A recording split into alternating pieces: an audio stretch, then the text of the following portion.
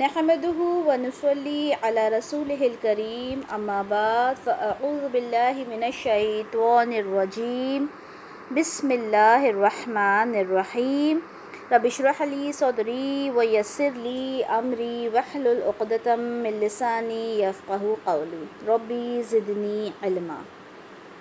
انشاءاللہ تعالی آج ہم سورہ زلزلہ اس کی تفسیر کریں گے، اور جس طرح ہم دیکھ رہے ہیں کہ ہر ہفتے الحمدللہ ہم جو تفاسیر کرتے جا رہے ہیں، ہم اس میں دیکھتے ہیں کہ اللہ تعالیٰ نے قیامت کے دن سے کس طرح ہمیں ڈرایا، اور ڈرانے کا مقصد کیا تھا۔ ڈرانے کا مقصد یہ ہے کہ ہم اس چیز کو سمجھیں کہ یہ جو دنیا ہے، جس دنیا میں ہم رہ رہے ہیں، یہ عارضی دنیا ہے، اور اس دنیا میں انسان کو اللہ کی عبادت کے لیے بھیجا گیا ہے۔ تو ہم نے سب سے پہلے اللہ کی عبادت کرنا ہے۔ میں اپنے ہر لیکچر میں آپ کو بتاتی ہوں کہ عبادت کا مطلب کبھی بھی یہ نہ سمجھیں کہ نماز پڑھ لی، روزہ رکھ لیا، حج زکوٰۃ صرف یہی عبادت ہے، بلکہ عبادت کا مطلب ہے ہر وہ کام جو اللہ نے ہمیں کرنے کے لیے کہا ہے، جس سے ہم اللہ کی رضا حاصل کرتے ہیں، ہر وہ کام عبادت ہے۔ تو جب ہم اللہ کی عبادت کریں گے، اللہ کی رضا کے لیے اس کام کو کریں گے، تو اس سے کیا ہوگا؟ ہمیں آخرت میں اعلیٰ درجات ہمیں نصیب ہوں گے، اعلیٰ مقام ہمیں نصیب ہوں گے، ٹھیک ہے۔ یہی وجہ ہے کہ یہ میں نے آپ لوگوں کو کوسچن بھی دیا تھا کل، کہ مکی صورتیں جو ہم دیکھتے ہیں، ان مکی صورتوں میں یہ اتنا زیادہ قیامت کا تذکرہ اور ایمان پر اتنی بات کیوں ہو رہی ہے؟ تو ایمان پر اسی لیے بات ہو رہی ہے کیونکہ اس وقت جو لوگ تھے وہ مشرک تھے، ٹھیک ہے، وہ بہت سارے معبود کی عبادت کرتے تھے، جس وجہ سے اللہ نے انہیں یہ بتایا کہ صرف ایک اللہ کی عبادت کرنا ہے۔ اگر انسان ایمان لے کر اللہ کے سامنے حاضر ہوگا تو اللہ تعالیٰ اس کی غلطیوں کو معاف فرما دیں گے۔ اور آج بھی ہم انشاءاللہ جو سورہ زلزلہ پڑھیں گے، اس میں ہم یہی دیکھیں گے کہ قیامت کا منظر کتنا زیادہ دل کو دہلا دینے والا ہوگا، کس طرح سے جو انسان جہاں کام کر رہا ہوگا وہ وہیں پہ کام رہ جائے گا، اور قیامت آ جائے گی، جو لوگ اپنے قبروں میں ہوں گے وہ قبروں سے نکل پڑیں گے۔ اور بہت ہی زیادہ دل دہلا دینے والی یہ ایک سورہ ہے، انشاءاللہ اس کو ہم شروع کرتے ہیں۔ بسم اللہ الرحمن الرحیم۔ اذا زلزلت الارض زلزالہا، جب زمین ہلائی جائے گی جیسے کہ ہلائی جائے گی۔ اذا کا مطلب کیا ہوتا ہے؟ جب۔ زلزلت یعنی کہ ہلائی جائے گی، ارض یعنی زمین، جب زمین ہلائی جائے گی، زلزالہا جیسے کہ اس کا ہلایا جانا۔ وَأَخْرَجَتِ الْأَرْضُ أَثْقَالَهَا، اور زمین اپنے سارے بوجھ نکال کر باہر کر دے گی۔ اخرجا یعنی باہر نکال دے گی، ارض زمین کیا باہر نکال دے گی؟ اثقالها اپنے بوجھ، یعنی جو بھی انسان اس کے اندر دفن ہے ان کے اعمال کے ساتھ اسے باہر نکال دے گی۔ وقال الانسان ما لها، انسان کہے گا ما لها، اسے کیا ہو گیا؟ اس زمین کو کیا ہو گیا؟ یومئذ تحدث اخبارها، اس دن یہ اپنی خبریں کہہ سنائے گی۔ اخبار جو ہم کہتے ہیں جس کے اندر خبریں ہوتی ہیں، تو اس دن، یوم یعنی اس دن، تحدث بیان کرے گی زمین، کیا بیان کرے گی؟ اخبارها اپنی خبروں کو، جو کچھ اس کے ساتھ ہوا، یعنی اس زمین پر انسانوں نے جو کچھ کیا وہ ساری چیزیں بیان کر دے گی۔ بِأَنَّ رَبَّكَ أَوْحَىٰ لَهَا، اس لیے کہ اسے اس کے رب نے حکم دیا ہوگا۔ کس طرح سے بولے گی زمین؟ کیسے پاسبل ہے کہ زمین کوئی بات کر سکے گی؟ کیونکہ تیرے رب نے اس کو یہ حکم دیا ہوگا۔ تیرا مطلب یہاں اللہ تعالیٰ نے قرآن میں رسول اللہ صلی اللہ علیہ وسلم سے مخاطب ہو کر بات کی ہے کہ تمہارا رب اس کو حکم دے گا بولنے کے لیے، اور وہ ساری باتیں بیان کر دے گی۔ کون؟ زمین۔ اسی لیے سورہ کا نام زلزلہ ہے۔ زلزلہ کہاں آتا ہے؟ زمین میں ہی آتا ہے۔ یومئذ یصدر الناس اشتاتا لیروا اعمالہم، اس دن لوگ علیحدہ علیحدہ ہو کر نکل پڑیں گے تاکہ انہیں ان کے اعمال دکھا دیے جائیں۔ اس دن کس طرح نکلیں گے لوگ؟ اشتاتا، گروہ در گروہ نکلیں گے تاکہ ان کے اعمال انہیں دکھا دیے جائیں۔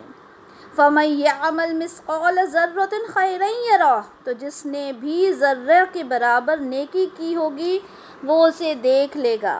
وَمَن يَعْمَلْ مِثْقَالَ ذَرَّةٍ شَرًّا يَرَهُ، اور جس نے بھی ذرہ کے برابر بھی شر کیا ہوگا، بدی کی ہوگی، برا کام کیا ہوگا، وہ بھی اس کو دیکھ لے گا۔ اچھا، جب ہم ترجمہ دیکھتے ہیں کافی حد تک چیزیں ہمیں سمجھ میں آ جاتی ہیں الحمدللہ، لیکن جب ہم اس کی تفسیر کرتے ہیں، اس کی گہرائی میں جاتے ہیں، اس کے الفاظ کے اوپر غور و فکر کرتے ہیں، سوچتے ہیں، تو ہمیں احساس ہوتا ہے کہ ایک ایک لفظ اللہ تعالیٰ کا اتنا زبردست ہوتا ہے کہ انسان کی روح تک جو ہوتی ہے وہ کانپ اٹھتی ہے۔ یہاں پر پہلی آیت میں اللہ تعالیٰ فرما رہے ہیں کہ جب زمین ہلائی جائے گی جیسے کہ وہ اس کو ہلائے جانے کا حق ہے۔ زلزلہ کا مطلب ہوتا ہے پے در پے زور زور سے حرکت کرنا، زور زور سے کوئی موومنٹ ہونا، اس کو کہتے ہیں زلزلہ۔ تو یہاں پر کیا کہا گیا؟ زلزلہ لفظ استعمال کیا گیا کہ زمین کو جھٹکے لگیں گے، جھٹکے کی شدت ہوگی، ہم عام زبان میں بھی کہتے ہیں زلزلہ، ارتھ کویک۔ تو زمین جو ہوگی وہ شدت کے ساتھ ہلا دی جائے گی، اور یہاں پر ایک بار زلزلہ لفظ نہیں آیا، 2 بار آیا ہے آیت میں، اگر آپ دیکھیں گے تو اذا زلزلت الارض زلزالہا، یعنی جس طرح کی اس کو ہلائے جانے کا حق ہے اس طرح وہ ہلائی جائے گی۔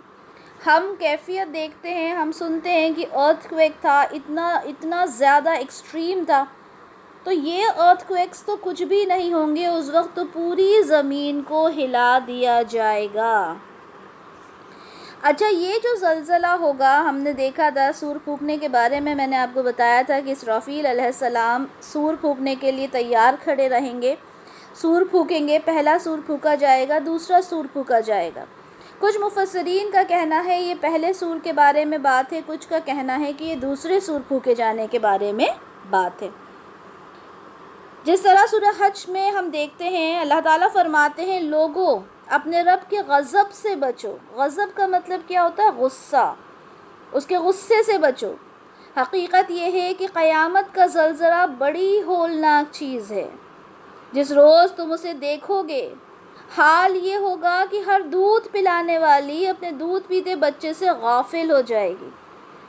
جب زلزلہ آئے گا، جب قیامت آئے گی، تو وہ منظر ہوگا کہ عورت جو اپنے بچے کو دودھ پلا رہی ہوگی وہ بھی اس سے غافل ہو جائے گی، ہر حاملہ کا حمل گر جائے گا، جو بھی پریگننٹ ہوگی عورت اس کا حمل گر جائے گا، چاہے وہ عورت ہو یا پھر جانوروں میں سے ہو۔ یہاں پہ کہا گیا ہر حاملہ کا حمل گر جائے گا، اور لوگ تم کو مدہوش نظر آئیں گے، پاگلوں کی طرح چل رہے ہوں گے، حالانکہ وہ نشے میں نہیں ہوں گے، بلکہ اللہ کا عذاب ہی ایسا سخت ہے۔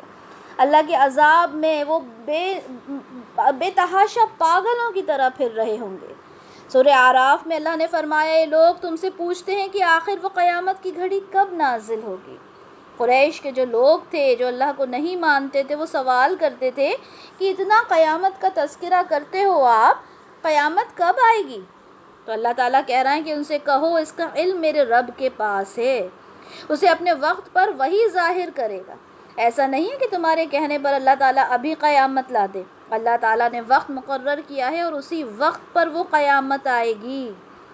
آسمانوں اور زمینوں میں وہ بڑا سخت وقت ہوگا، وہ وقت بڑا ہی سخت ہوگا، وہ تم پر اچانک آ جائے گا۔ ایسا نہیں کہ قیامت آ رہی ہے بول کر آئے گی، نہیں، وہ اچانک آ جائے گا۔ جیسے ابھی ہم نے اس سے پہلی آیت میں دیکھا کہ دودھ پلانے والی ماں اپنے بچے کو چھوڑ دے گی، جن کا حمل ہوگا ان کے حمل جو ہیں وہ گر جائیں گے، ہر انسان حیران ہو جائے گا، مدہوش گھومنے لگے گا۔ یہ لوگ اس کے متعلق آپ سے سوال پوچھتے ہیں گویا کہ آپ اس کی کھوج میں لگے ہوں۔ رسول اللہ سے اللہ تعالیٰ کہہ رہے ہیں کہ آپ سے اس طرح سے سوال کرتے ہیں جیسے کہ آپ اسی چیز میں لگے ہوں۔ اس کا علم تو صرف اللہ کے پاس ہے۔ پھر اللہ نے یہی کہا کہ ان سے کہہ دیں کہ اس کا علم تو صرف اللہ کے پاس ہے، مگر اکثر لوگ اس حقیقت سے ناواقف ہیں۔ یہ 1450 سال پہلے اللہ نے کہا کہ لوگ اس چیز سے ناواقف ہیں اور بس اپنے کاموں میں لگے ہوئے ہیں، کوئی ان کو ٹینشن نہیں ہے کہ قیامت کب آئے گی۔ اور وہی عالم آج 1450 سال بعد کا ہے کہ انسان اپنی غفلت میں لگا ہے، اسے کوئی مطلب نہیں ہے کہ قیامت کب آئے گی۔ سورہ حج میں ہی اللہ تعالیٰ فرماتے ہیں اور یہ اس بات کی دلیل ہے کہ قیامت کی گھڑی آ کر رہے گی، اس میں کسی شک کی گنجائش نہیں، اور اللہ ضرور ان لوگوں کو اٹھائے گا جو قبروں میں جا چکے ہیں۔ جو لوگ قبروں میں پہنچ گئے، ایسا نہیں کہ قیامت ان کے اوپر نہیں آئے گی، یا لوگ جو قبروں سے باہر ہیں ان کے اوپر نہیں آئے گی۔ جب قیامت آئے گی تو ہر انسان کے اوپر قیامت آئے گی۔ سورہ سبا میں اللہ تعالیٰ فرماتے ہیں منکرین کہتے ہیں کہ کیا بات ہے، قیامت ہم پر نہیں آ رہی۔ جو منکر تھے، جو آخرت کو نہیں ماننے والے تھے، اگر آج بھی ہم دیکھیں تو جو لوگ ان چیزوں پہ یقین نہیں رکھتے، اللہ پہ یقین نہیں رکھتے، آخرت پر یقین نہیں رکھتے، وہ کیا کہتے ہیں کہ قیامت آ کیوں نہیں رہی؟ اگر تمہیں اتنا اللہ پہ بھروسہ ہے تو قیامت لا کر دکھا دو۔ آج بھی ہمیں یہ سننے کو ملتا ہے۔ تو منکرین کہتے ہیں کہ قیامت کیوں نہیں آ رہی؟ کہو قسم ہے میرے عالم الغیب پروردگار کی، وہ تم پر آ کر رہے گی۔ اللہ تعالیٰ کہہ رہے ہیں کہ اپنے رب العالمین کی قسم کھا کر کہو کہ قیامت تو آ کر رہے گی۔ اس سے ذرہ برابر کوئی چیز نہ آسمانوں میں چھپی ہوئی ہے اور نہ ہی زمین میں، نہ ذرے سے بڑی نہ اس سے چھوٹی، سب کچھ ایک نمایاں دفتر میں درج ہے۔ دفتر کہتے ہیں رجسٹر کو۔ یہاں پر اللہ تعالیٰ نے فرمایا کہ ہر ایک چیز چھوٹی ہو خواہ وہ بڑی ہو، ہر چیز ایک رجسٹر کے اندر درج کر لی جاتی ہے، کوئی بھی چیز اللہ سے چھپی نہیں ہے۔ یعنی وہ قیامت کا وقت جب آئے گا تب آئے گا، اور جو تم لوگ کہتے پھرتے ہو کہ قیامت کب آئے گی، اس وقت تم افسوس کرو گے۔ سورہ زمر کی آیت نمبر 67 سے لے کے 72 تک ہم دیکھتے ہیں، اللہ تعالیٰ فرماتے ہیں لوگوں نے اللہ کی قدر نہیں کی جیسا کہ اس کی قدر کرنے کا حق ہے۔ یہ بات اللہ تعالیٰ ان جو مشرک تھے ان سے کہتے ہیں، لیکن قرآن کی ہر ایک آیت ہم سے بات کرتی ہے، قرآن کی ہر ایک آیت ہمارے لیے ہے۔ اگر ہم اس قرآن کو سمجھیں اور اس طرح سے سمجھیں کہ یہ ہمارے لیے ہے، ہر ایک الفاظ ہر ایک لفظ اللہ کا ہمارے لیے ہے، تو دیکھیں نا یہاں پہ اللہ تعالیٰ کیا فرما رہے ہیں، لوگوں نے اللہ کی قدر کی ہی نہیں جیسے کہ اس کی قدر کرنے کا حق ہے۔ اب ہم یہی سوال اپنے آپ سے کریں کہ اللہ تعالیٰ کی جو قدر کرنے کا حق ہے کیا ہم اسے کر رہے ہیں؟ اللہ تعالیٰ نے جو ہمیں احکام بتائے کیا ہم انہیں مان رہے ہیں؟ ہم تو اپنی مرضی کے مطابق چلتے جا رہے ہیں۔ اللہ تعالیٰ آگے فرماتے ہیں قیامت کے روز پوری زمین اس کی مٹھی میں ہوگی اور آسمان اس کے دست راست میں لپٹے ہوئے ہوں گے، جیسے کوئی پیپر کا رول لپٹا ہوا ہوتا ہے، اس طرح سے آسمان لپٹے ہوں گے۔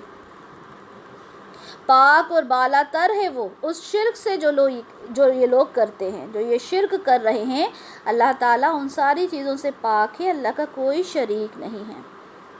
اس روز سور پھونکا جائے گا اور وہ سب مر کر رہ جائیں گے جو آسمان اور زمین میں ہیں، سوائے ان کے جنہیں اللہ زندہ رکھنا چاہے۔ جنہیں اللہ چاہے گا وہ زندہ رہیں گے، ورنہ سب کے سب مر جائیں گے۔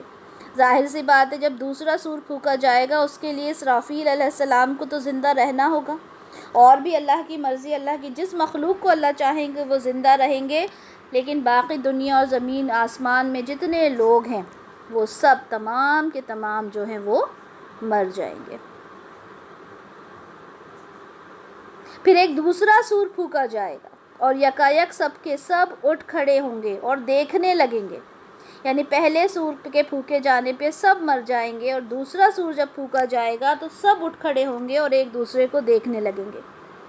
زمین اپنے رب کے نور سے چمک اٹھے گی کتاب اعمال لا کر رکھ دی جائے گی۔ اب آپ دیکھیں یہ اعمال نامہ کتنی امپورٹنٹ چیز ہے، یہ لا کے زمین پر رکھ دیا جائے گا۔ انبیاء اور تمام گواہ حاضر کر دیے جائیں گے، سارے لوگ وہاں پر آ جائیں گے، لوگوں کے درمیان ٹھیک ٹھیک حق کے ساتھ فیصلہ کر دیا جائے گا۔ جس طرح سے فیصلہ ہونا ہے اس طرح سے فیصلہ ہو جائے گا، اور ان پر کوئی ظلم نہیں ہوگا۔ اللہ تعالیٰ تو عادل بادشاہ ہے، اللہ تعالیٰ ظالم بادشاہ نہیں ہے۔ اللہ تعالیٰ ہر انسان کا اس کے کرموں کے اکارڈنگ، اس کے اعمال کے اکارڈنگ اس کا حساب کتاب کرے گا، اور ہر نفس کو جو کچھ بھی اس نے عمل کیا تھا اس کا پورا پورا بدلہ دے دیا جائے گا۔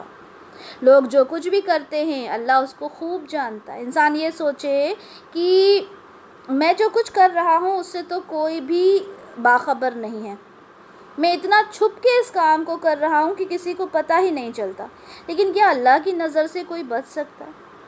اللہ تعالیٰ تو اندھیروں میں بھی دیکھ لیتا ہے، اللہ تعالیٰ تو اس مچھلی کو بھی کھانا دیتا ہے جو اتنی سمندر کی تہہ میں ہے۔ ہم دیکھتے ہیں کہ وہاں پر بھی جو نباتات ہیں، جو پودے ہیں وہ اگے ہوئے ہیں، تو اللہ تعالیٰ تو ہر چیز کو دیکھتا ہے، ہر چیز کو رزق دیتا ہے، تو کیا پھر ان کے اعمال نہیں جانے گا؟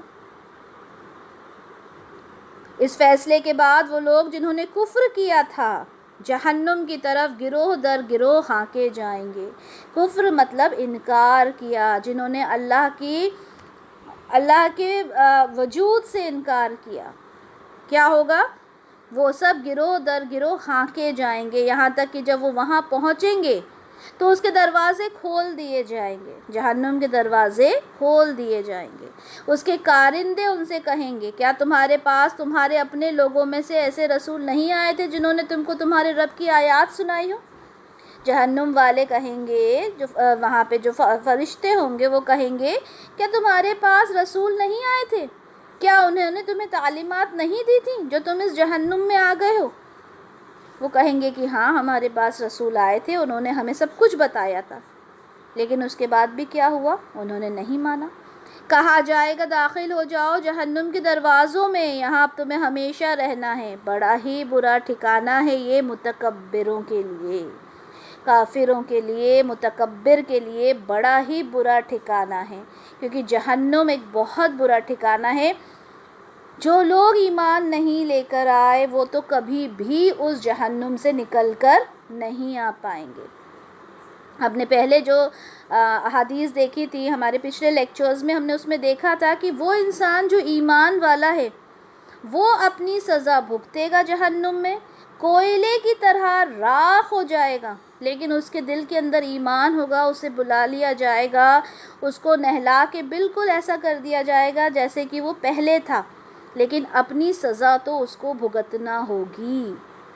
تو یہاں پر دیکھیں اللہ تعالیٰ نے کیا فرمایا کہ جب قیامت آئے گی تو وہ منظر اتنا ہولناک ہوگا، اتنا دل کو دہلا دینے والا ہوگا کہ انسان کچھ نہیں سمجھ پائے گا۔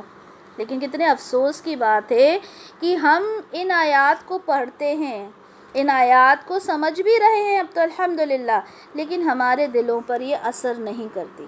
کتنے افسوس کی بات ہے کہ ہم ان چیزوں کو پڑھتے ہیں اور اپنی دنیا میں مشغول ہو جاتے ہیں۔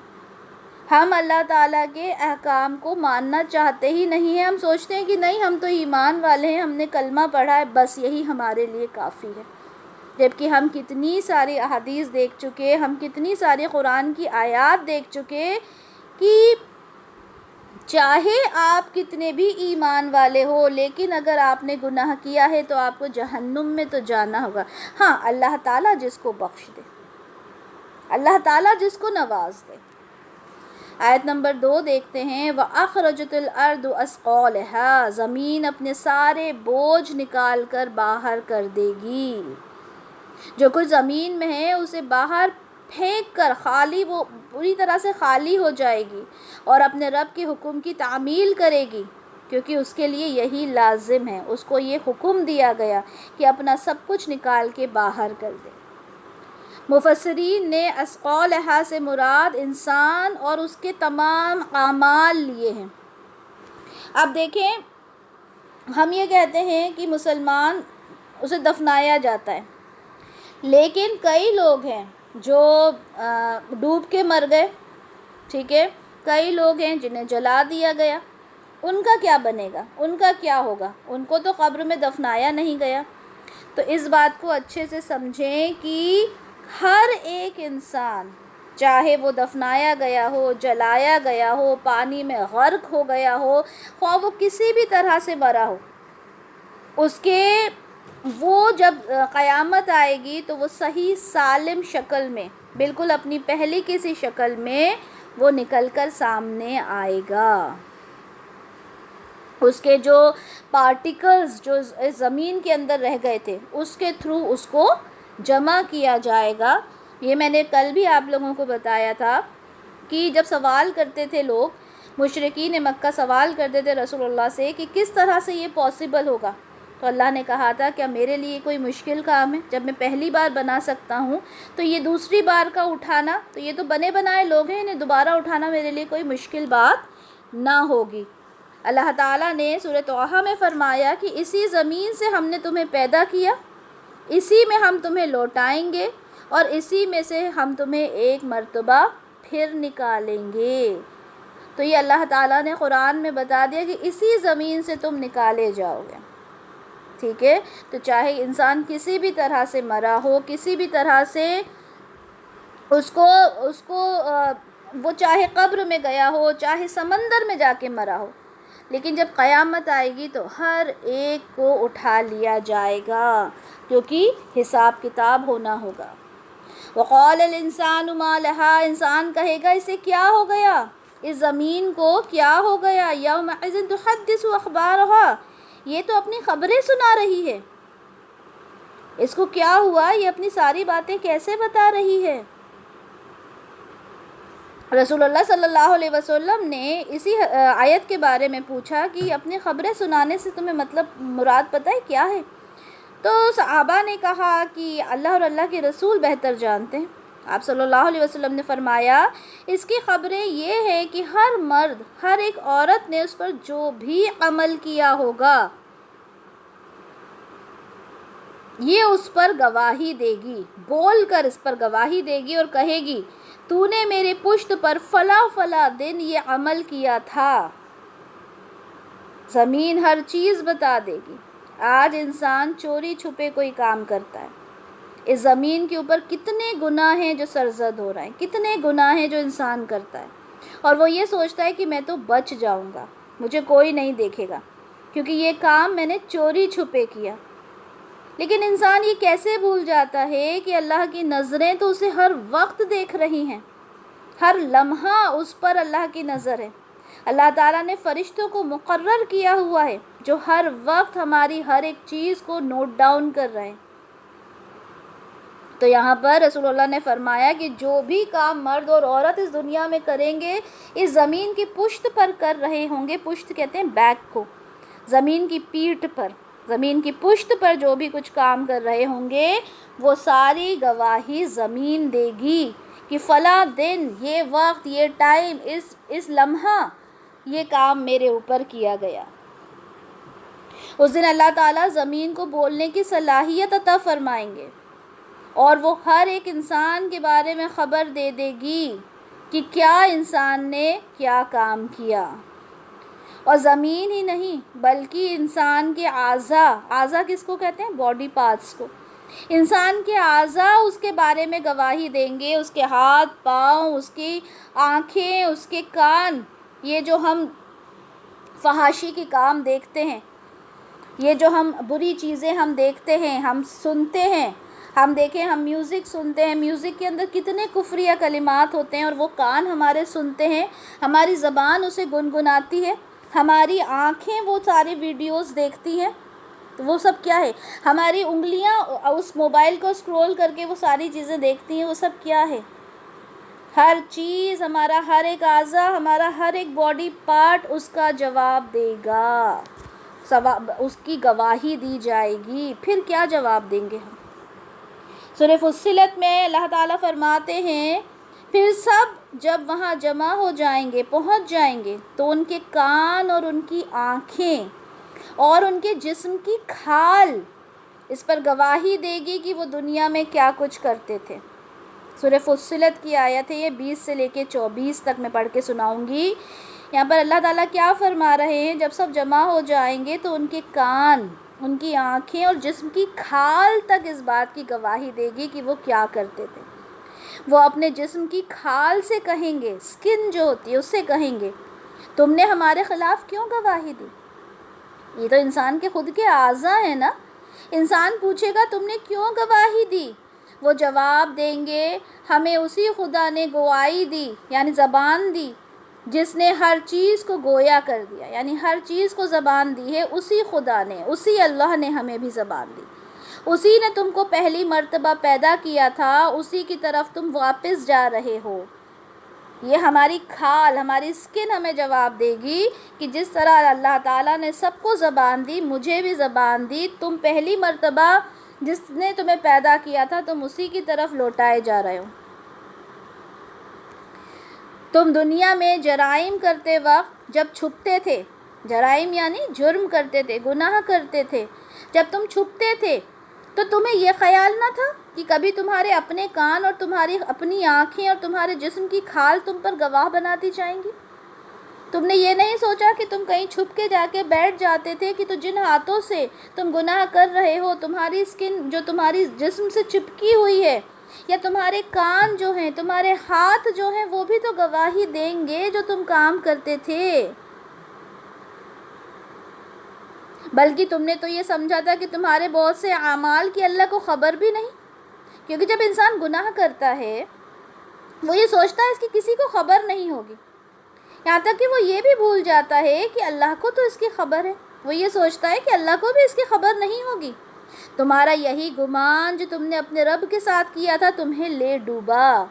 یہ جو تم بہت زیادہ اوور کانفیڈنٹ تھے نا کہ مجھے تو کوئی نہیں دیکھے گا، کس کو پتہ چلے گا میں کیا کر رہا ہوں، یہی گمان تمہارا تمہیں لے ڈوبا، اور اسی کی بدولت تم خسارے میں پڑ گئے۔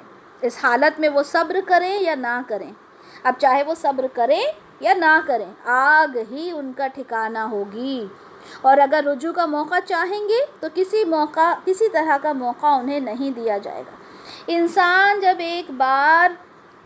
جب قیامت کا منظر دیکھ لے گا، جب قیامت آ جائے گی، حساب کتاب ہو جائے گا، پھر انسان چاہے کتنی بھی مہلت مانگے کہ اللہ تعالیٰ مجھے مہلت دے دے، میں دنیا میں جا کے اپنے سارے حساب کتاب صحیح کر لوں، درست کر لوں، اسے کوئی موقع نہیں دیا جائے گا۔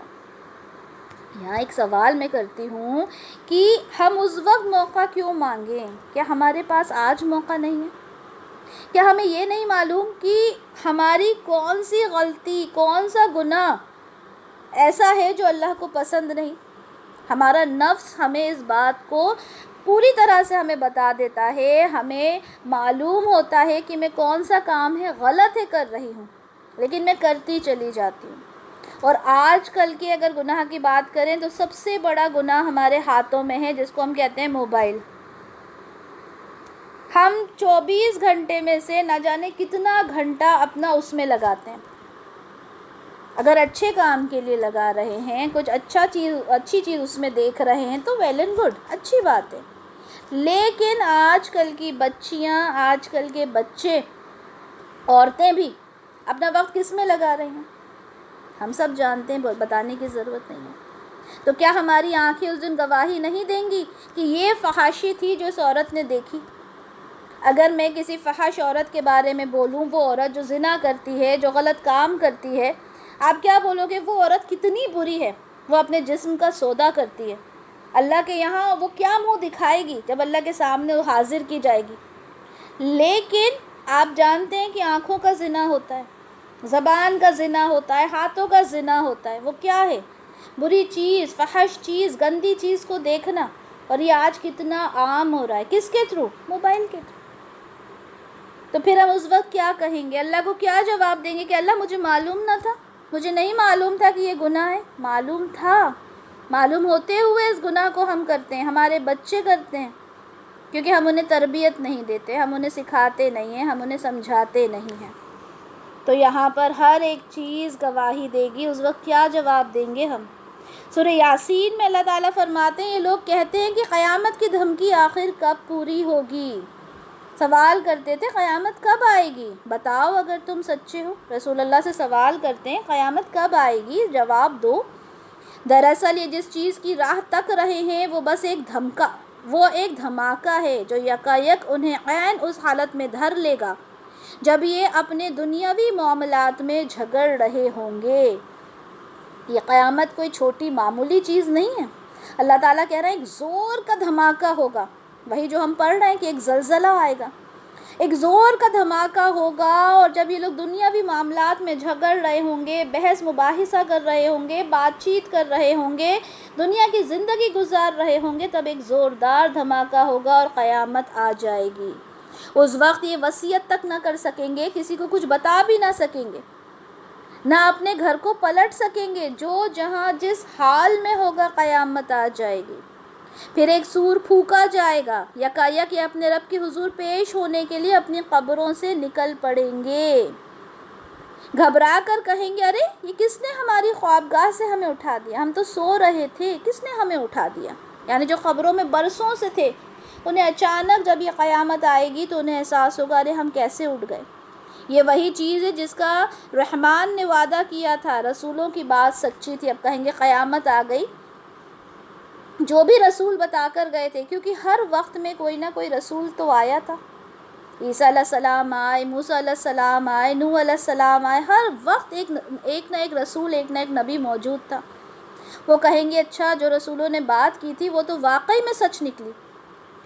ایک ہی زور کی آواز ہوگی اور سب کے سب ہمارے سامنے حاضر کر دیے جائیں گے۔ اللہ تعالیٰ کہہ رہے ہیں سب ہمارے سامنے حاضر ہوں گے۔ جو سور پھونکا جائے گا، یہ اس کی آواز اتنی شدید ہوگی کہ تمام لوگ اپنی قبروں سے اٹھ کر جمع ہو جائیں گے۔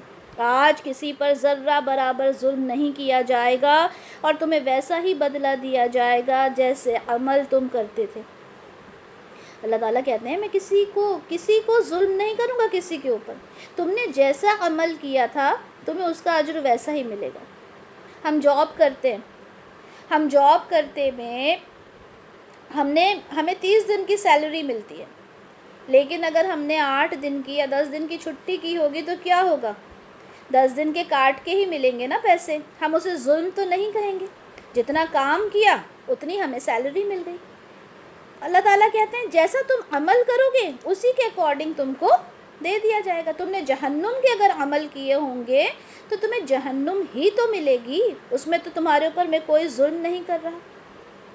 تو اللہ تعالیٰ کہتے ہیں کہ جو بھی تم عمل کر رہے تھے اسی کے اکارڈنگ تم کو دے دیا جائے گا۔ قیامت کے روز زمین ہر اس عمل کو لے آئے گی جو اس کی پیٹھ پر کیا گیا ہوگا۔ وہ تمام حالات، تمام واقعات بیان کر دے گی۔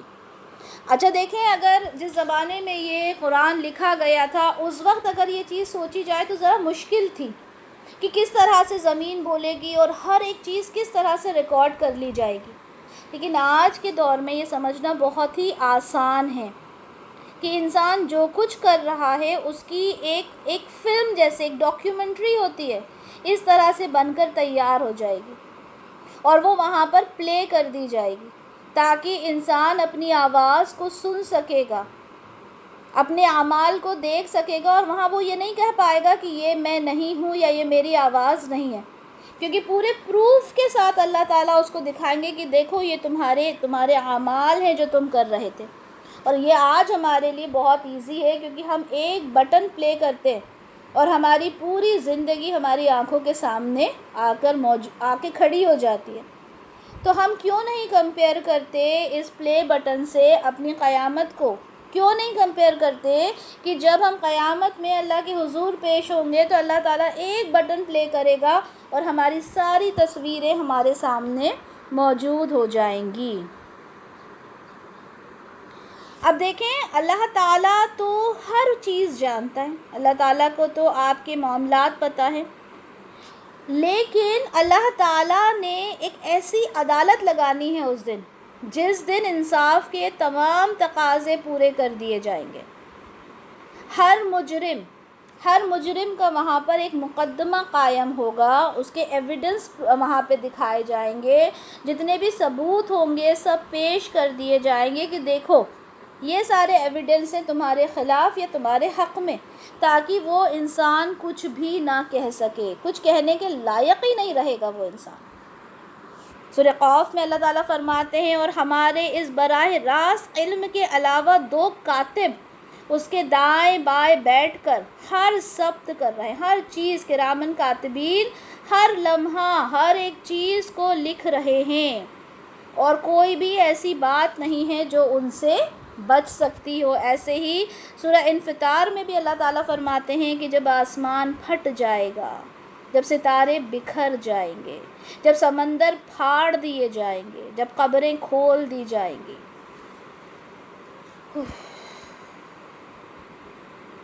اس وقت ہر شخص اس کو اس کا اگلا پچھلا کیا کرایا معلوم ہو جائے گا۔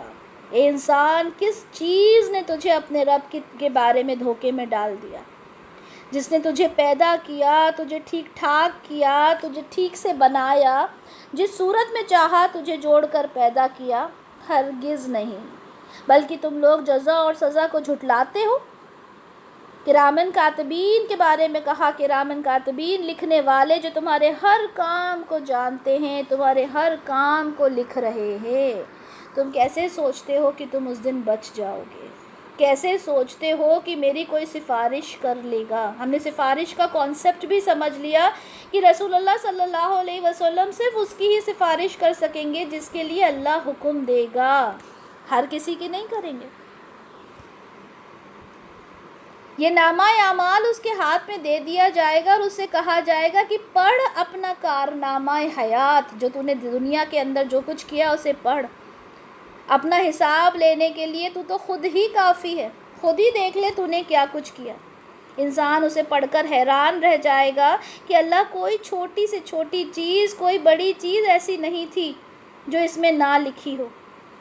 اس کے بعد انسان کا اپنا جسم، جس سے وہ دنیا میں کام لیتا تھا، وہ اس کی گواہی دے گا، اس کی اپنی زبان گواہی دے گی وہ کیا کچھ نہیں بولتا تھا، اس کے اپنے ہاتھ گواہی دیں گے کہ وہ کیا کچھ نہیں کرتا تھا، اس کی خود کی آنکھیں گواہی دیں گی، اس کے کان گواہی دیں گے، اس کا جسم کا ہر ایک اعضا اس کی گواہی دے گا۔ وہ گواہی اس کے خلاف ہوگی یا اس کے حق میں ہوگی؟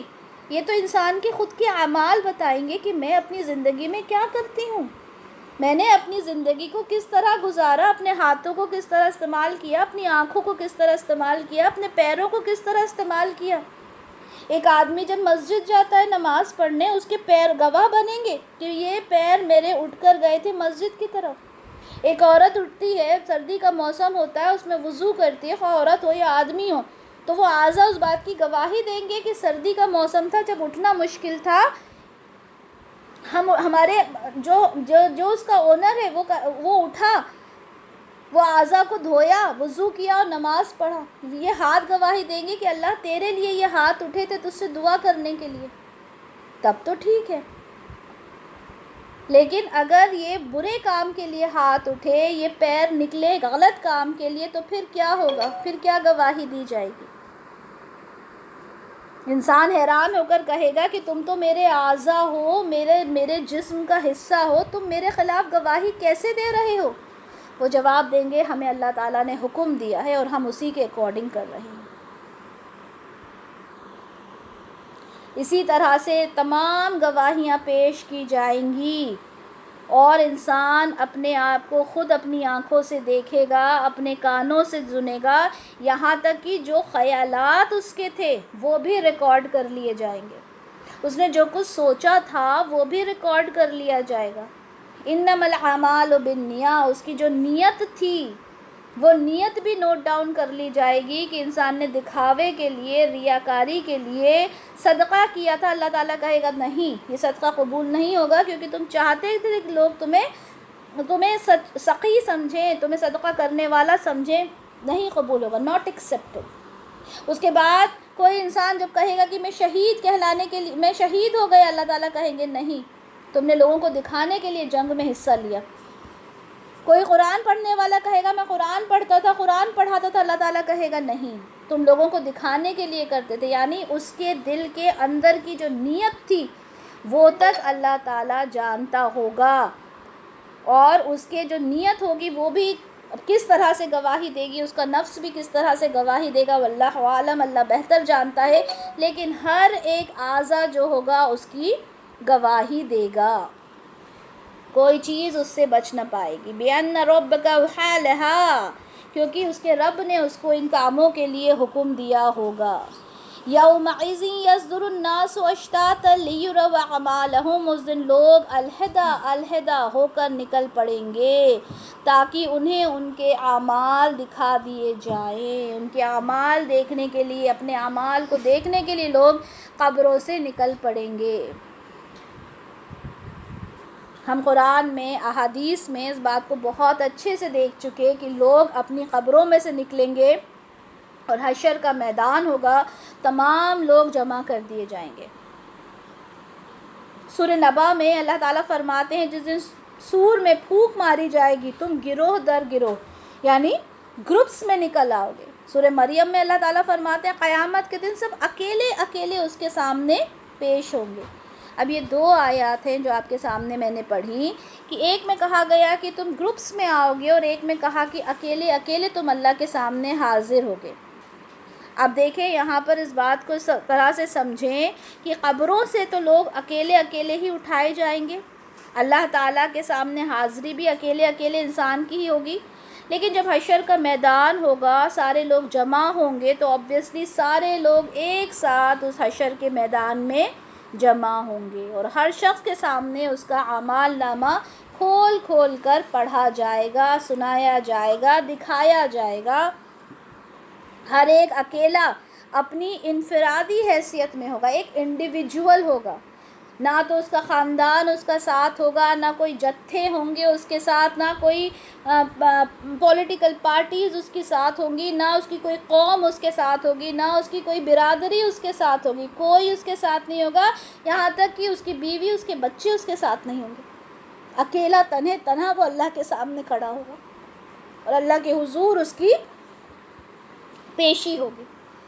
سورہ انعام میں اللہ تعالیٰ فرماتے ہیں اور بے شک تم ہمارے پاس اکیلے اکیلے آ گئے، جیسے کہ ہم نے تمہیں پہلی بار پیدا کیا تھا اور جو کچھ ہم نے تمہیں دیا تھا اسے اپنی پیٹھوں کے پیچھے چھوڑ آئے، اور ہم تمہارے ساتھ تمہاری وہ سفارش کرنے والے نہیں دیکھتے جن کا تم نے گمان کیا تھا کہ وہ تمہاری سفارش کریں گے، جن کو معبود بنا رکھا تھا۔ اللہ تعالیٰ کہتے ہیں وہ کہاں ہیں، ان کو کیوں نہیں ساتھ لے کر آئے، کیونکہ تم تو کہا کرتے تھے کہ ہماری سفارش وہ کریں گے، وہ کہاں ہیں؟ تمہارے درمیان وہ شریک تھے، آج وہ کہاں ہیں؟ بلا شبہ تمہارا آپس کا رشتہ کٹ گیا اور جو کچھ تم گمان کیا کرتے تھے وہ تم سے گم ہو گیا۔ یہ تو شرک کی بات ہے، جنہوں نے معبود بنا رکھے تھے، لیکن آج ہم یہ سوچیں کہ آج ہم ہماری زندگی اپنی آس پاس کے لوگوں کے بنا امیجن نہیں کر سکتے، ہے نا، ہماری زندگی بڑی مشکل ہو جاتی ہے سوچنا بھی، لیکن اس وقت ہر انسان تنہا ہوگا۔ آج ہم کہیں باہر نکلتے ہیں، ہم اکیلے نہیں جا سکتے، ہمیں اپنوں کا ساتھ چاہیے، لیکن وہاں اکیلا انسان کھڑا ہوگا اور وہ حساب کتاب کر رہا ہوگا، اور اللہ تعالیٰ کہے گا کہاں ہیں سارے لوگ تمہارے اپنے۔ سورہ کہف میں اللہ تعالیٰ فرماتے ہیں کتاب رکھ دی جائے گی، آپ مجرموں کو دیکھیں گے کہ جو اس میں ہوگا اس سے ڈر رہے ہوں گے۔ مجرم کو معلوم ہے کہ میرا نامہ اعمال کیا ہے، مجرم کو معلوم ہے کہ اس کتاب میں کیا لکھا ہے، وہ ڈر رہا ہوگا اور وہ کہیں گے ہائے ہماری کم بختی، کیسی کتاب ہے، اس میں تو کوئی چھوٹی بات بھی نہیں چھوڑی، کوئی بڑی بات بھی نہیں چھوڑی، اس میں تو سب کچھ شمار کر لیا، انہوں نے جو کچھ کیا تھا اسے حاضر پائیں گے۔ آپ کا رب کسی پر ظلم نہیں کرتا، اللہ تعالیٰ فرما رہا ہے میں کسی پہ ظلم نہیں کرتا، تم نے جو کچھ کیا یہ تو خود یہ سارا ڈیٹا جو ہے یہاں پہ سیو ہو گیا ہے، تمہاری ہر ایک حرکت یہاں پہ سیو ہو گئی ہے، یہ دیکھو یہ تمہارا جو ایک جیسے کمپیوٹر کے اندر ایک ڈیٹا سیو ہو جاتا ہے، اس طرح سے ہمارے سامنے لا کے رکھ دیا جائے گا۔ اللہ جانتا ہے بہتر کہ وہ کیا شکل ہوگی، کس شکل میں وہ اعمال نامہ ہمارے ہاتھوں میں دے دیا جائے گا، لیکن یہ بات پکی ہے کہ ہماری ہر ایک بات جو ہمارے منہ سے نکلی، ہمارے ذہن میں آئی، ہمارے ہاتھوں نے کی، ہر وہ چیز لکھی ہوگی، بلکہ اس کے لیے ہمارے پاس گواہ بھی موجود ہوں گے۔ اب ایک حدیث سنیں اور بڑا ہی مطلب اس حدیث کو سن کر اور پڑھ کر بڑا دل وہ ہو جاتا ہے کہ ایک شخص رسول اللہ صلی اللہ علیہ وسلم کے پاس آئے اور انہوں نے کہا کہ میرے 2 غلام ہیں، وہ مجھ سے جھوٹ بولتے ہیں، خیانت کرتے ہیں، میری نافرمانی کرتے ہیں۔ اب امیجن کرتے ہیں نا ہم، ہمارے یہاں کوئی کام کرنے والا ہے، ہمارا کوئی غلام ہے، ہم اسے کس طرح سے بات کرتے ہیں یا ہم کس طرح سے اس کو ڈیل کرتے ہیں۔ اب یہاں پر یہ سنیں، وہ کہتا ہے میرے 2 غلام ہیں، جھوٹ بھی بولتے ہیں، خیانت بھی کرتے ہیں، میری نافرمانی بھی کرتے ہیں۔ میں کیا کرتا ہوں، میں انہیں گالی دیتا ہوں، میں انہیں مارتا ہوں، اور میں ان کے ساتھ مطلب اس طرح سے بیہیو کرتا ہوں۔ اب اس کا کیا ہوگا، کیا بنے گا اس کا؟ تو رسول اللہ صلی اللہ علیہ وسلم نے فرمایا کہ تمہارے غلام نے تمہارے ساتھ خیانت کی، تمہاری نافرمانی کی، تم سے جھوٹ بولا، تو اس کا شمار کیا جائے گا، اس کا ایک طرح سے وزن کیا جائے گا، اس کی ویلیو دیکھی جائے گی کہ کتنا ہے، اور یہ سارے کام اللہ ہی کر سکتا ہے، آپ اور ہم نہیں کر سکتے۔ پھر اس کے بعد جو کچھ تم نے اس کے ساتھ کیا، جو کچھ سزائیں تم نے اس کو دی، پھر اس کو دیکھا جائے گا، دونوں کو کمپیئر کیا جائے گا۔ اگر دونوں برابر ہیں، یعنی اس کی غلطی اور تمہاری سزا برابر ہیں، تو دونوں کا حساب کتاب ہو گیا، کسی کو کچھ نہیں۔ لیکن اگر تمہاری سزا کم ہے، ان کے گناہ زیادہ ہیں، تو جتنا بچا وہ سزا ان کو وہاں ملے گی قیامت کے دن اس جھوٹ کی۔ لیکن ابھی آپ یہ سنیں، لیکن اگر تمہاری سزا زیادہ ہوئی اور ان کا گناہ کم ہوا، تو پھر اس کا حساب، اس زیادتی کا حساب تم سے لیا جائے گا۔ یہ سن کر وہ شخص روتا پیٹتا ہوا واپس چلا گیا۔ رسول اللہ فرماتے ہیں، کیا تم کتاب اللہ نہیں پڑھتے؟ کیا تم اللہ کی کتاب نہیں پڑھتے؟ اللہ تعالیٰ نے فرمایا، اور ہم قیامت کے دن انصاف کا ترازو لگائیں گے، پھر کسی نفس پر کسی طرح سے ظلم نہیں ہوگا، اور اگر ایک رائی کے دانے کے برابر بھی عمل ہوگا، ہم اسے لا کر حاضر کر دیں گے، اور ہم کافی ہیں حساب کرنے والے۔ سورہ انبیاء میں اللہ تعالیٰ فرماتے ہیں۔ رسول اللہ کہتے ہیں، کیا تم کتاب نہیں پڑھتے اللہ کی؟ افسوس کی بات ہے کہ ہم تو کتاب پڑھتے ہی نہیں ہیں، ہم قرآن کو سمجھتے ہی نہیں ہیں، ہم نے اپنی زندگیاں گزار دیں، لیکن ہم نے یہ نہیں سمجھا کہ اس قرآن میں کیا لکھا ہے۔ کیوں؟ کیونکہ ہمیں یہ پٹی پڑھا دی گئی ہے بچپن سے کہ اگر تم نے الف لام میم پڑھا تو الف بولنے پر 10 نیکیاں، لام بولنے پہ 10 نیکیاں، میم بولنے پر 10 نیکیاں، ہو گیا، بس قصہ ختم۔ یہاں یہ پٹی ہمیں پڑھا دی گئی کہ اب تمہیں اس قرآن کو سمجھنے کی ضرورت نہیں۔ اور ایک اور چیز کہ بھائی قرآن کی تفسیر تو آپ خود سے کر ہی نہیں سکتے، آپ کو ایک عالم کی، ایک بہت بڑے اسکالر کی ضرورت ہے جو آپ کو پڑھائے گا، سمجھائے گا، نہیں تو آپ نہیں سمجھ سکتے۔ ایسا نہیں ہے، ایسا ہرگز نہیں ہے۔ اللہ تعالیٰ نے ہر مسلمان مرد اور عورت پر علم کا حاصل کرنا فرض بتایا ہے، تو یہ جب فرض آپ کے اوپر ہے تو آپ کو یہ ضروری ہے کہ آپ اس قرآن کو سمجھیں۔ جب تک آپ اس قرآن کو سمجھیں گے نہیں کہ اس قرآن میں کیا لکھا ہے، آپ کیسے عمل کریں گے؟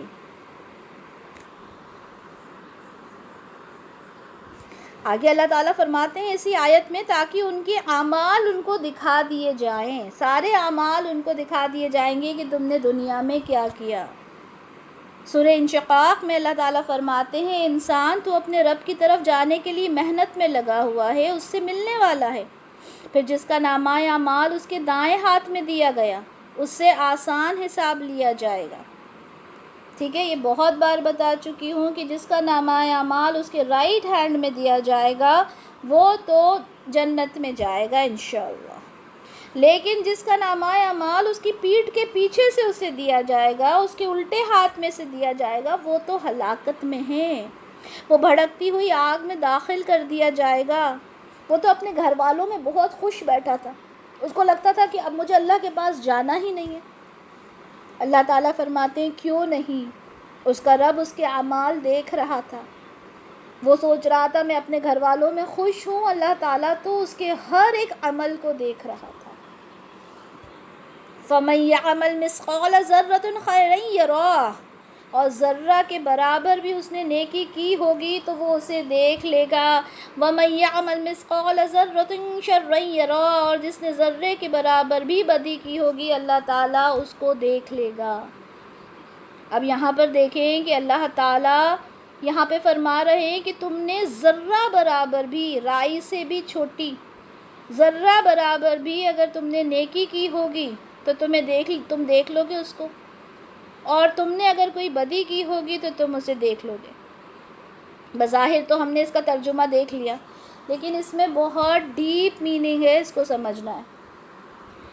دیکھیں، کوئی بھی انسان قیامت میں جب آخرت میں قیامت میں جب حساب کتاب ہوگا، سب سے بیسک جو اس کی جو کرائیٹیریا ہے وہ ہے ایمان۔ ایمان نہیں تو کوئی بھی اس کا صالح عمل جو ہوگا وہ کسی کام کا نہیں ہوگا، اور یہ بات ہمیں قرآن سے ملتی ہے۔ یعنی جس نے نیک عمل کیا ہو دنیا میں، خواہ وہ کتنا بھی اچھا انسان ہو، لیکن اگر ایمان نہیں ہے، ایمان کی دولت نہیں ہے اس کے پاس، تو وہ خالی ہاتھ ہے۔ سورہ اعراف میں اللہ تعالیٰ فرماتے ہیں جن لوگوں نے ہماری آیات اور آخرت کی ملاقات کو جھٹلایا، ہماری آیات یعنی ہماری نشانیاں، اور قرآن کی آیات بھی ہوتی ہیں، آخرت کی ملاقات یعنی آخرت کو، یعنی ہم جانتے ہیں کہ ایمان کے جو ہم 6 باتیں ہم پڑھتے ہیں اس کے اندر آخرت پر ایمان لے کر آنا بھی ضروری ہے، نہیں تو وہ مومن نہیں ہے۔ تو یہاں پہ اللہ تعالیٰ فرما رہے ہیں جس نے ہماری آیات کو، آخرت کی ملاقات کو جھٹلایا، ان کے اعمال ضائع ہو گئے۔ ضائع ہو گئے مطلب ختم، وینش ہو گئے، ختم ہو گئے، زیرو ہو گئے۔ انہیں بدلہ دیا جائے گا جو وہ کیا کرتے تھے۔ کہاں دیا جائے گا؟ اس دنیا میں ہی دیا جائے گا۔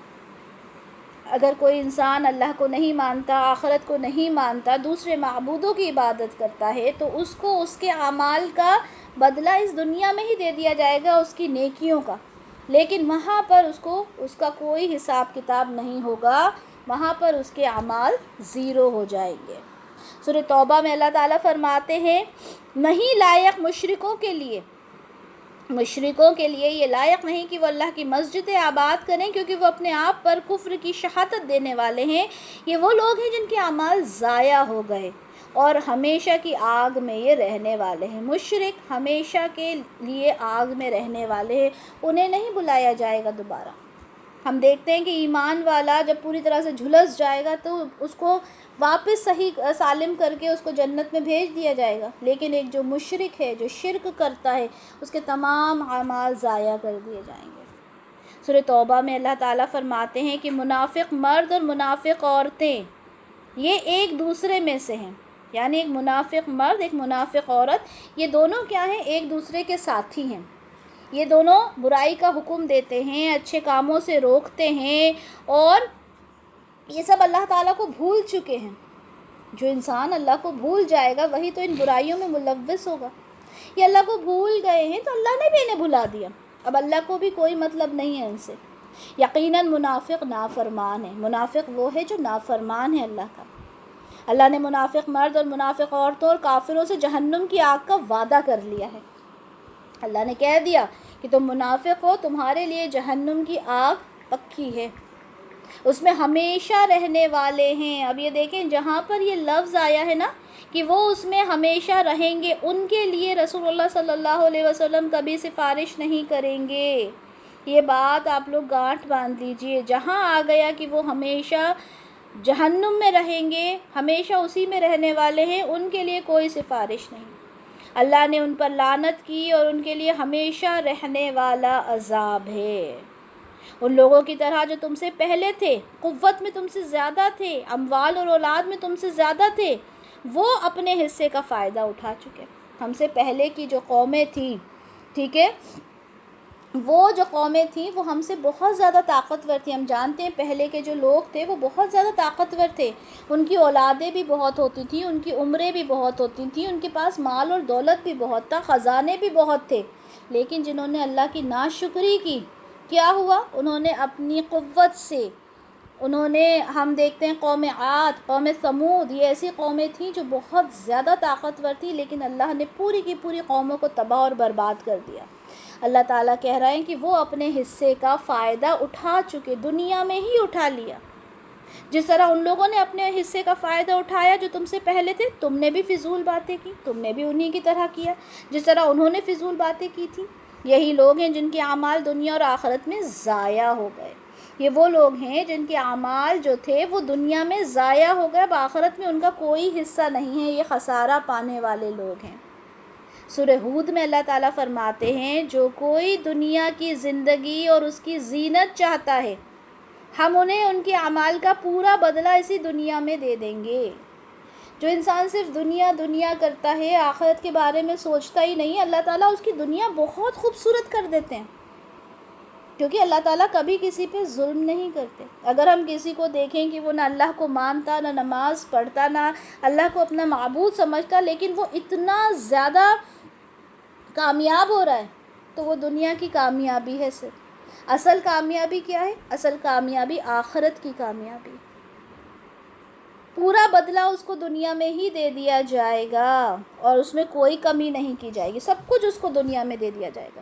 اس لیے کبھی بھی کسی ایسے انسان کو دیکھیں جو اللہ کو نہیں مانتا اور ہم دیکھ رہے ہیں کہ وہ بہت زیادہ کامیاب ہو رہا ہے، اس کی کامیابی آپ صرف اسے دنیا تک ہی محدود رکھیں، یہ نہ سوچیں کہ یہ کامیابی اسے آخرت میں ملے گی، نہیں۔ یہی لوگ ہیں جن کے لیے آخرت میں آگ کے سوا کچھ بھی نہیں ہے، اور برباد ہو گیا جو کچھ انہوں نے دنیا میں کیا، اور ضائع ہو گیا جو کچھ وہ کرتے تھے۔ بھلے وہ کتنا بھی صدقات کرتے تھے، نیک کام کرتے تھے، کہیں پہ پانی کی ٹنکیاں لگوا دی، انہوں نے کچھ بھی کیا، لیکن کیونکہ وہ اللہ کو نہیں ماننے والے تھے، آخرت کو نہیں ماننے والے تھے، ہر کام ان کا ضائع ہو گیا۔ سورہ ابراہیم میں اللہ تعالیٰ فرماتے ہیں ان لوگوں کی مثال جو اپنے رب کے منکر ہوئے، اپنے رب کو نہیں مانتے، ان کے اعمال اس راکھ کی طرح ہیں جسے آندھی کے دن تیز ہوا نے اڑا دیا۔ ان کے اعمال جو وہ کرتے تھے، چاہے کتنے بھی نیک عمل ان کے کیوں نہ ہوں، وہ اس راکھ کی طرح اڑ جائیں گے۔ جیسے راکھ ہوتی ہے نا، ہوا سے اڑ جاتی ہے، ایسے وہ اڑ جائیں گے۔ سورہ کہف میں اللہ تعالیٰ فرماتے ہیں اور وہ ہیں جن کی دنیا کی زندگی میں ہی ساری محنت ضائع ہو گئی، زندگی میں ان کی جو دنیا تھی اس میں ساری محنت ضائع ہو گئی۔ وہ سمجھتے رہے کہ وہ سب کچھ ٹھیک کر رہے ہیں، انہیں لگتا تھا کوئی پرابلم کی بات ہی نہیں ہے، ہم جو کچھ کر رہے ہیں ٹھیک کر رہے ہیں۔ یہ وہ لوگ ہیں جنہوں نے اپنے رب کی آیات کو ماننے سے انکار کیا اور اس کے حضور پیش ہونے پر یقین نہیں کیا۔ وہ نہیں سمجھتے تھے کہ ہمیں آخرت میں اللہ کے سامنے جانا ہے۔ ان کے سارے اعمال ضائع ہو گئے، قیامت کے دن ہم انہیں کوئی وزن نہیں دیں گے، ان کے اعمال کا کوئی وزن ان کو نہیں دیا جائے گا۔ اور اس کے بعد دیکھیں بدی کی، اللہ تعالیٰ دیکھیں کتنے رحیم اور کریم ہیں، بدی کی سزا اتنی ہی دی جائے گی جتنی کی بدی ہے۔ بدی یعنی برائی، جتنا برائی جتنی انہوں نے برائی کی ہے اتنی ہی ان کو سزا دی جائے گی۔ مگر نیکی، یہ کون ہے؟ یہ جو ایمان والے ہیں۔ مگر نیکیوں کی جزا اصل کام سے زیادہ دے دی جائے گی۔ ہم کہتے ہیں نا ہر نیکی کے بدلے 10 گنا، ہر نیکی کے بدلے 100 گنا۔ اللہ تعالیٰ اپنے بندے کو جب دینے پر آئے گا تو اس کو برائی کے بدلے ایک برائی، لیکن ایک نیکی کے بدلے نہ جانے کتنی نیکیاں اس کو دی جائیں گی۔ میرا اللہ کتنا رحیم ہے۔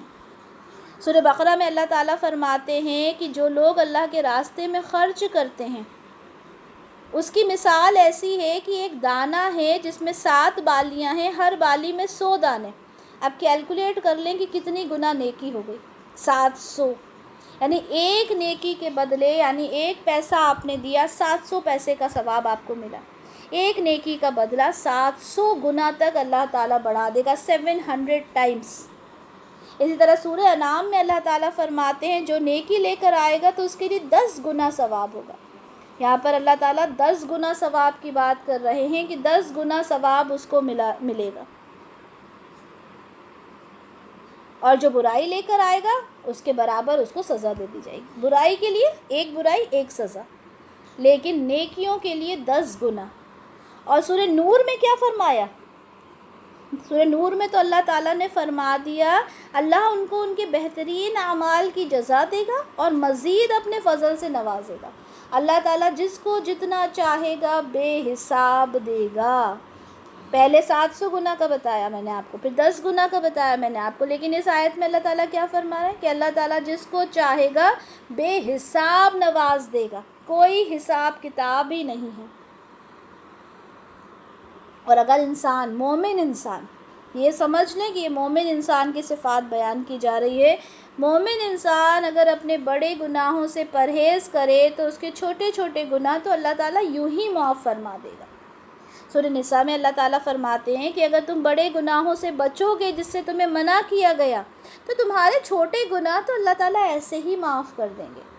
سورہ شورى میں اللہ تعالیٰ فرمایا کہ جو اپنے رب پر بھروسہ کرتے ہیں، بڑے بڑے گناہوں سے، بے حیائی کے کاموں سے پرہیز کرتے ہیں اور درگزر کرتے ہیں، پھر اس کے بعد جو مومن بندہ ہے، صالح بندہ ہے، اس سے بہت ہلکا حساب لیا جائے گا، اس کی برائیوں کو درگزر کر دیا جائے گا اور اس کو بہترین اجر دیا جائے گا۔ سورہ عنکبوت میں اللہ تعالیٰ فرماتے ہیں جو لوگ ایمان لائے، جنہوں نے نیک اعمال کیے، ہم ان کی برائیاں ان سے دور کر دیں گے اور ان کو بہترین اعمال، انہیں ان کی جزا دیں گے۔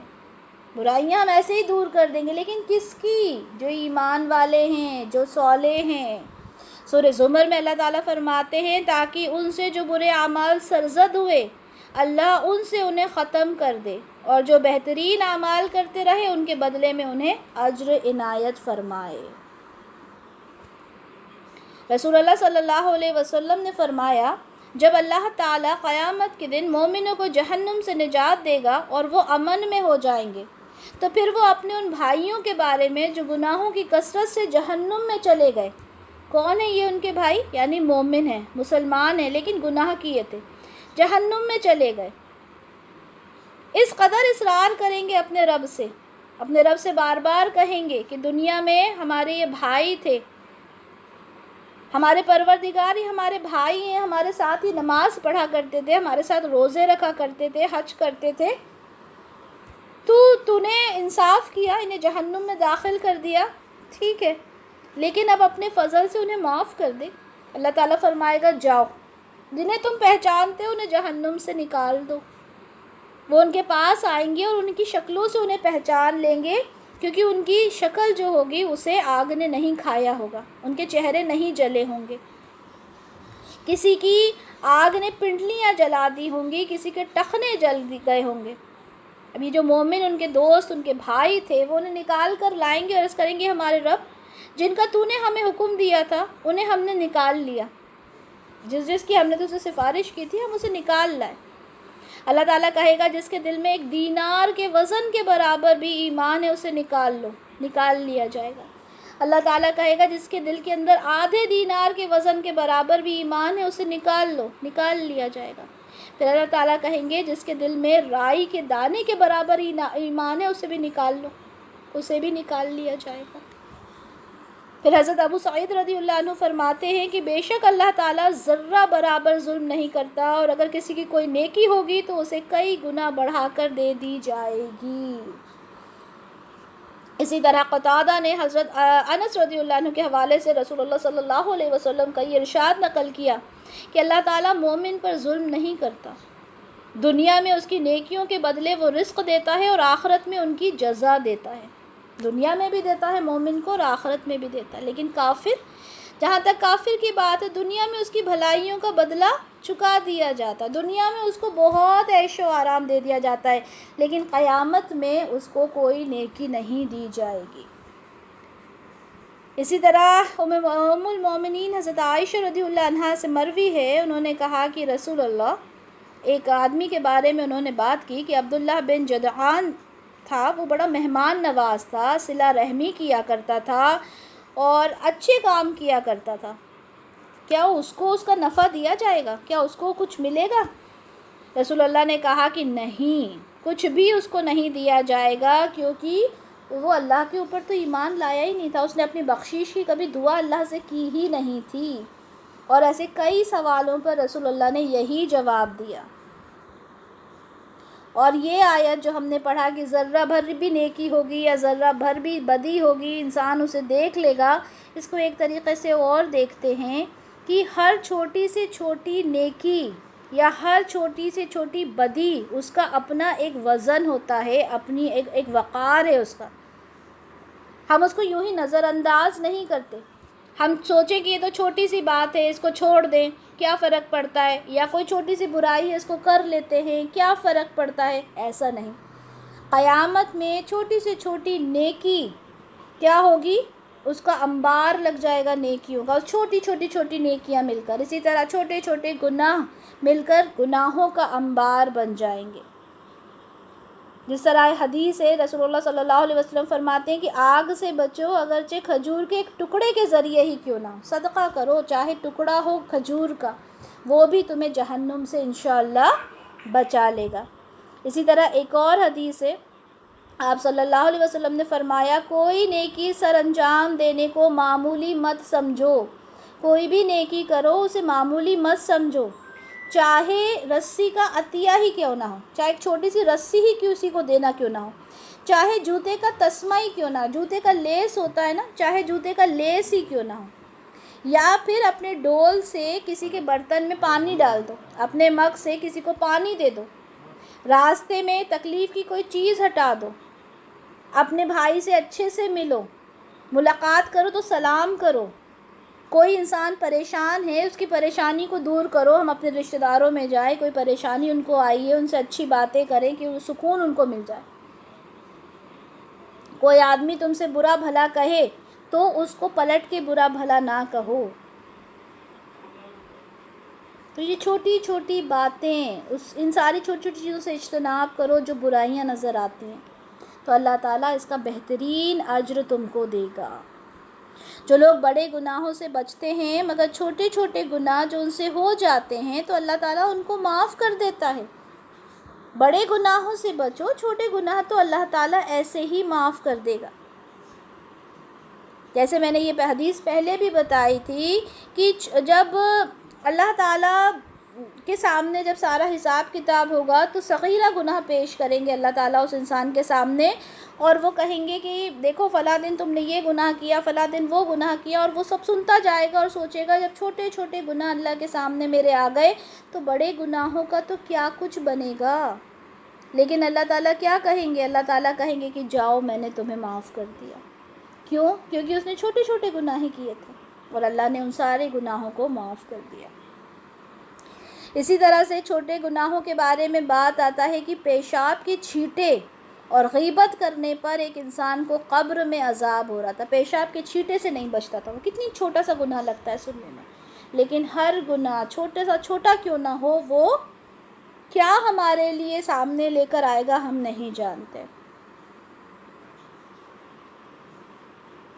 بڑے گناہوں میں اللہ کے ساتھ شرک کرنا بڑا گناہ ہے، کسی کو قتل کرنا بڑا گناہ ہے، والدین کی نافرمانی کرنا بڑا گناہ ہے، اور جھوٹ بولنا یہ بڑا گناہ ہے۔ بہت سارے بڑے گناہ ہیں جس میں یہ 3-4 یہاں پہ مسند احمد کی حدیث میں ہے 6437۔ اسی طرح سے شراب پینا، شراب پینے کے بارے میں آیا کہ جو شخص شراب پیتا ہے 40 دن تک اس کی نماز قبول نہیں ہوتی، اور جو شخص مر جائے اور کچھ شراب اس کے اندر تھوڑی سی رہ جائے تو اس کے لیے جنت حرام کر دی جاتی ہے، اور ان 40 دنوں کے اندر اگر وہ مر جائے تو وہ جاہلیت کی موت مرتا ہے۔ تو یہ ساری چیزیں ہم نے دیکھی اور دیکھیں کہ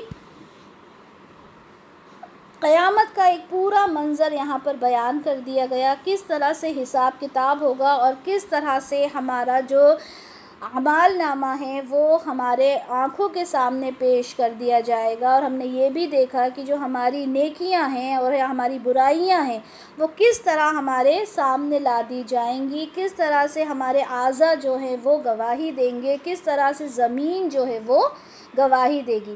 اب کرنا کیا ہے اس تفسیر کو سننے کے بعد کہ ہم نے اپنا انٹروسپیکشن کرنا ہے، اپنے آپ سے سوال کرنا ہے، اپنا ایک ریکارڈ خود مینٹین کرنا ہے کہ میں دن بھر کیا کر رہی ہوں، کتنے گناہ ہیں جو مجھ سے ہو رہے ہیں۔ ڈرنا نہیں ہے، لیکن ہم نے کیا کرنا ہے، توبہ اور استغفار کرنا ہے ہم جو کچھ کر چکے اس سے، اور آگے چل کر وہ سب نہیں کریں گے، اس بات کی اللہ سے دعا کرنا ہے اور اللہ سے کے ساز حضور پیش ہو کر توبہ کرنی ہے۔ بارک اللہ لی ولکم فی القرآن الکریم ونفعنی وإیاکم بما فیہ من الآیات والذکر الحکیم۔ سبحانک اللہم وبحمدک، اشہد ان لا الہ الا انت، استغفرک واتوب الیک۔ جزاک اللہ خیرا کثیرا واحسن الدنیا والآخرہ۔ السلام علیکم ورحمۃ اللہ وبرکاتہ۔